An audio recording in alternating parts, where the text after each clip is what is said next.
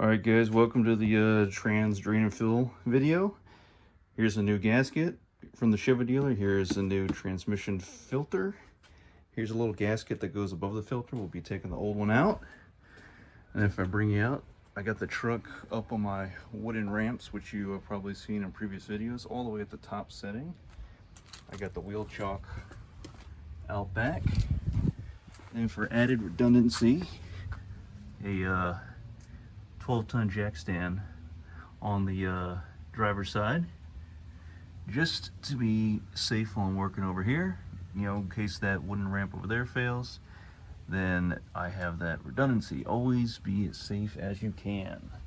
So I got my tool bag and I pulled some tools out. So far, I am starting with a 10mm socket, an extension to take off this heat shield bolt.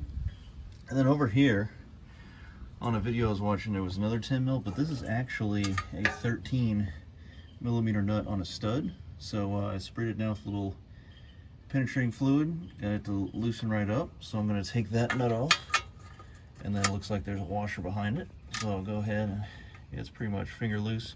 It's also still a little hot, so just be careful. You can always let the car cool down, the truck cool down. I mean, take your time. If you're doing DIYer like myself, you're not in a rush to get this done, or at least not that I would think. So I'll get this heat shield off, and then I will start working on all of the 18 bolts. And it's pretty nice. Verify that the new gasket, just like the old one, has these little plastic pins for alignment pins. One over there, and then one right over here at the kind of the opposite corner. So we'll go ahead and get all this loose and get it to start to drain in my 16 quart drain jug here, and then I will show you what I'm up to in the next step. Okay, so this is what you want when you're breaking all the bolts loose for the transmission pan. And as you can see, I'm choked up way on the ratchet with my hand there, and they're all breaking loose very nice and easy. None of these so far were loose, but they're tightened just right so you don't have to struggle with them. So I don't even know, work my hand down away from the exhaust there, and just fairly nice and easy to break loose. So always a pleasure to work on a vehicle where this is the case. And as you can see, took that shield off. You just gotta slide the one shield off, part of the shield off that stud there, and then you're good to go. So I'm gonna continue breaking all these bolts loose all the way around, and I'm gonna line up my pan and set the phone down so I don't make a mess everywhere.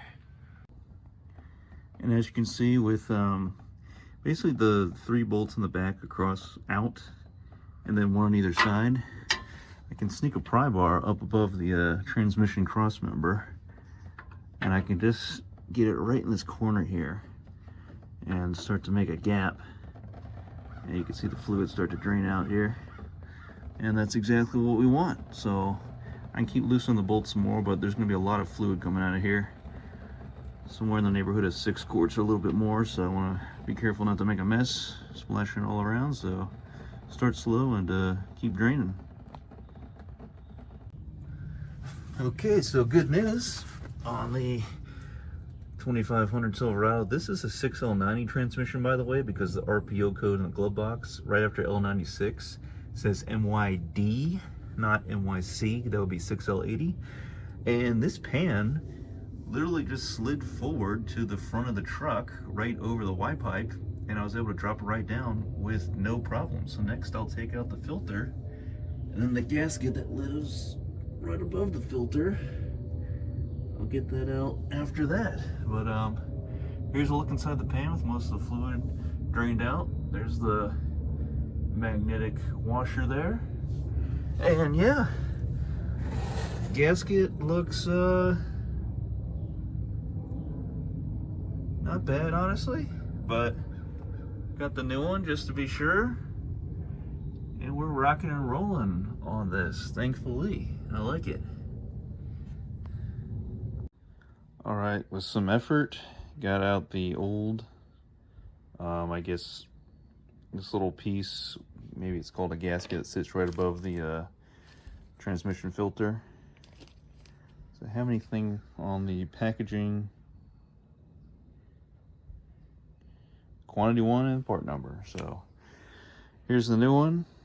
I guess I'll coat it in some transmission fluid before I stick it up in there. It's a very tight fit, and I don't know, the old one's kind of too mangled up to hit against that to press the new one in, so maybe I'll grab a socket so I can lightly tap it in. Alright, so I got the new insert in there, and just be very careful when installing it. I have a 7/8 impact socket that the outside of it was just basically the exact same size as the outside diameter of the insert, and I got it started, and I tapped on it with my hand first, not the hammer, to get it seated nice and straight. And if it was a little cockeyed, all I had to do was flip it over and then tap on whichever side needed to be hit more up to center it out. And then once I got a good start on it, then I can put the socket on the insert and then tap on it lightly with the hammer all the way until it's seated, which it is. And just to double verify, I took my small pick and I fit it up in there to see if there was any gaps, which there's not, because you want it to sit flush. So if you can get the head, the little tip of the pick in between there, you know there's a gap, but I can't on any sides. So I know that I am good to go, and I can move on to the next step, which is putting in the fuel filter and cleaning up the pan. There's the old one, and here's the new one. You can see AC Delco on there, and if you flip it upside down, you can see, I think, like a paper element in there of some sort. So yeah, looks pretty much the same as the old one. Even has the tab back here, right here on the new one. So I'll probably coat the tip in a little bit of fluid again, just to help it have a starting helping hand to get up in the hole, and then we'll move on to cleaning up the gasket, or the gas, scraping the old gasket off the pan and cleaning out the pan and the magnet and all that. How do you like me now? Got all the old fluid and small little, not even metal shavings, but just like a little bit of a tiny amount of metal sludge just around the magnetic washer here. Got that all cleaned out. New gasket on. I love how they put these plastic tabs or pins, and it just pins right into the slot there and on the other side, and that'll help me line the gasket up and get these bolts started. But I'll clean off the mating surface and it'll be good to go. Alright, so got out my small inch-pound torque wrench, torqued all the 18 bolts to 60 foot-pounds, just to be over analytical about it. Now I'm going to go all the way around to 80 foot-pounds. That's my final torque. You can see each one. I put a little Sharpie mark on each side of the bolt head. That way I know which ones I did. And then now I'll go back over against, like I did last time, starting on one side, then going opposite, and then moving up one, and then on the opposite side going the other direction. So that way I'm doing them all nice and even. So get all these tight, and then after that I can add some fluid, and then we can do a cold check per the owner's manual. Then we can start it up and do a hot check. All right, and now we're just we got our funnel into the dipstick, and we are adding our Dextron 6 automatic transmission fluid.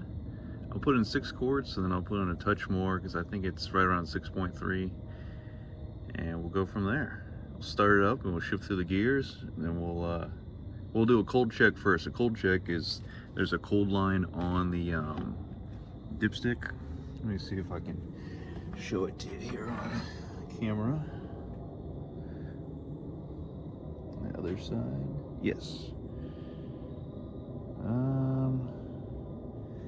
Camera's been having trouble focusing lately, but it's closer to the end of the dipstick. There you go. So here's the hot range and cold is down here. So I can check it cold and then I can run it for a while, get it hot, operating temp, and then check it on the hot end of the dipstick there. Okay, so I got my heat shield back on. She's full of just over 6 quarts. Nothing leaking out of my gasket all the way around, so that's very good. Happy about that. And one thing I noticed is when I initially drove this truck up from Florida, when I checked the fluid and it was a touch low, I actually could have a very, very slight leak right out of this point, and that's what's building up right here because there's no oil leaks. So where the starter goes into the transmission, there's this plastic, I don't know even what you would call this piece, and it looks like it takes a 90 and it's bolted into the case. Or actually that'd be part of the engine, part of the oil pan. Is it possible it looks like my leak is coming past this plastic piece, but look at the flex on it. So yeah, I'm wondering if that's what I got going on there leak wise. Now there's also a slight amount right here, but I mean it wasn't low, it was just on the low end of the hot range when I checked the fluid while the transmission fluid was at operating temp. But I'm looking at these two things and wondering if I have a very, very slight leak. But thankfully the new gasket is in and good to go, and she's full of fluid, and I can't really cold check it because I am on my wooden ramps. So what I'll do is I'll just basically just do a hot check and get off the ramps, get it down onto level ground back there, and perform my hot check. And of course I'll shift it from park to reverse to neutral to drive, and then back into park before I check it. 154. This will be the best I can do, and I'll check it here one more time.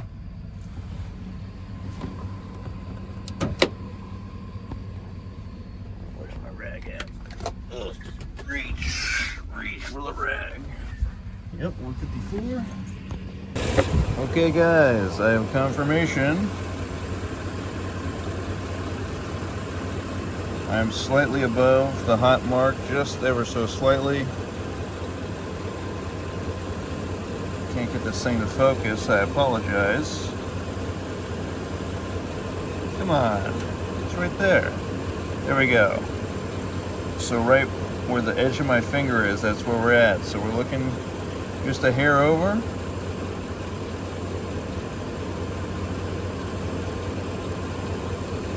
And so we'll let it eat. We verify we're good to go, and that's it. Up to the 155. And what I did is I put my left foot on the brake, right foot on the gas, and I just kind of foot braked it, and the temperature started climbing past that 149 mark. But you know, this trans might live it in the 130s and 120s while I'm driving around, because I just kind of cruise around this thing. So that's that'll finish out the trans fluid drain and fill video, and I'll see you in the next one. Okay, so here we have my transfer pump. This is a pump action one. I could stuck it through the transmission dipstick, and I was able to recover some fluid because I just think the fluid's a little too high. When I checked it earlier in this video at night, I couldn't quite get a good reading, but during the daytime on a cold check, it's definitely overfilled. So I'm gonna go ahead and pump some out and recheck the level, and I can add back in as needed. And a little transfer pump. Just make sure that your tubing is long enough and thin enough to fit down the transmission dipstick.